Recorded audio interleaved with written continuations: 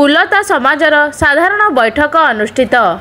नुआपड़ा जिला अंतर्गत बाबा विशा शहे कुलता समाज कोमना केन्द्रर आज 4 घंटा समय रे नुआपड़ा जिला कुलता समाजर सभापति तथा विशिष्ट समाजसेवी सरोज कुमार साहू अध्यक्षतार बांजीबहाल छक स्थित साहू पेट्रोल पंप परिसर में एक बैठक अनुष्ठित होइथिला। उक्त बैठक में प्रथमे समस्ते निज निज परिचय प्रदान करथिले। बैठक में नूतन भावे चयन होइथिबा कर्मकर्ता और वरिष्ठ कर्मकर्ता माने योगदान करथिले। आम समाजर विभिन्न समस्या उपरे आलोचना करी समस्यार समाधान और समाज किपरि सुदृढ़ होई पारिबो ता उपरे समस्ते मत व्यक्त करथिले। विभिन्न अर्थकारी फसल चाष और व्यवसाय करी किपरि समाजर युववर्ग उन्नति करिवे और समाजर आगामी कार्यपंथा उपरे विशेष आलोचना होइथिला।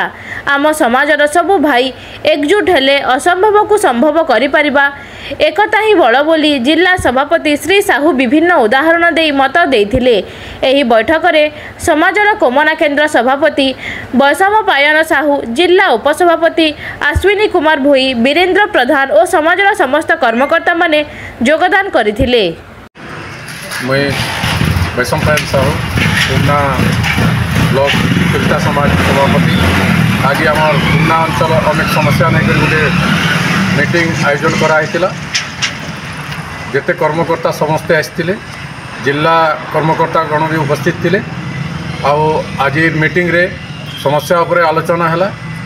नेक्स्ट 23 तारीख आमर फिर गोटे मीटिंग है। आज आमर कोर कमिटी भी गठन करागला, उपदेष्टा कमिटी गठन करागला। तार आगर आमर अंचल सबु बुद्धिजीवी आसिक आमर संगठन नुआ कर्मकर्ता गठन कराइला। आज उपदेष्टा कमिटी भी गठन करागला।